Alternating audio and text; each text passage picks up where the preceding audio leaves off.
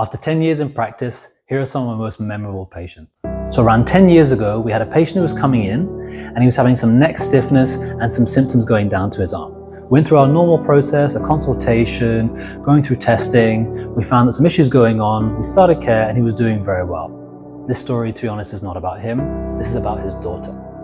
After things were going well for him, he asked, "Oh, do you see headaches or migraines?" And we said, "Yes, it is something that we commonly see here in the practice." And he asked if he can bring in his daughter. So he brought in his daughter, and his daughter would experience these extreme headaches or migraines. But it was a very strange consultation.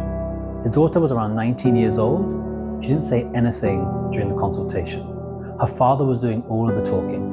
And I couldn't tell, if maybe she's shy, maybe there's something else going on with them. English for her was not her first language, so maybe there was other language factors, but it all seemed like things were just a bit off. It didn't seem like there was any kind of problem with them. It just seemed like something wasn't quite right with this particular case.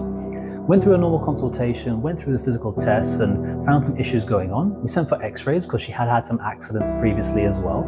And the next time they came in at the next appointment, we went through the case, explained what's going on, and we started care. To this day, I have never seen somebody cry as much as she did. We were doing her first adjustment after we explained through the case. I was very gentle with her because she was quite slim, she was very thin. And as soon as we did the first adjustment, she just bawled her eyes out. She started crying profusely. Literally the whole of the headpiece, if anyone's been to a chiropractor, that part where you put your face, all of it was wet to the point there was tears dripping onto the floor. Obviously, she was very traumatized by what was happening. It was something where maybe she wasn't ready for it. Maybe her parents hadn't explained as much as what was going on. And after that, her father was talking with our team and he revealed to us that they suspected that his daughter may have some level of autism. This is something which, of course, we could guess, but we would never want to assume for any particular person. And it's something that then made more sense about why she was being so affected, because someone who's outside of her family, someone she doesn't know or potentially trust, having her hands on her can be more scary.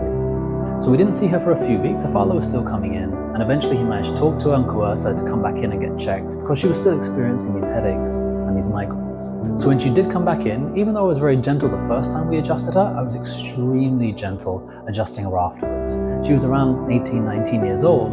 I was adjusting her like she was 5, 6 years old. And we took things very slow.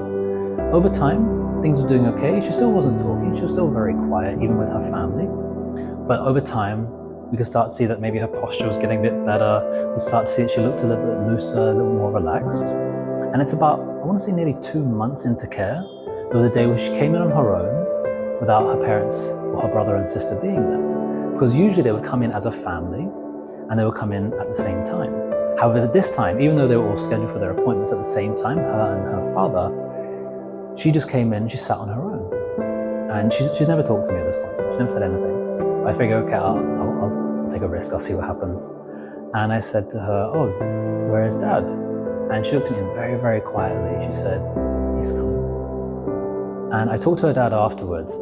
And I'm not saying, and I don't think anyone should say that they are fixing or treating or curing autism, anything like that at all. But one thing that I talked to her father about and he noted was that she seemed like she was now more confident. She was now feeling more comfortable when she was going outside, where there's areas where there were strangers, or even to talk to people she doesn't know. And like I said, I'm not saying that chiropractic or myself or anyone else can treat autism. I don't think that's a fair thing to assume. But if there are problems going on with the body, whether it's symptoms, whether it's pain, discomfort, that can then make it difficult to do things normally. So if you're somebody who's maybe already shy or going through other kind of changes in the body, it can just intensify those issues.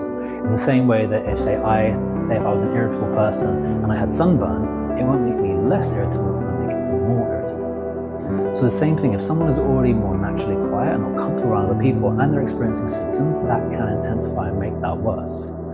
And again, I cannot say that we treat autism or anything along those lines, but it's a pattern that we've seen with other patients as well, that when the body is functioning better, there can just be a bit more confidence, a bit more ease, a bit more calm, and then life can be a bit easier for these people, whether it's dealing with the symptoms or just dealing with other people in the public. If headaches or migraines are something you've experienced, drop us a comment down below, or you can always contact us and we can arrange a discovery call to see if we can help.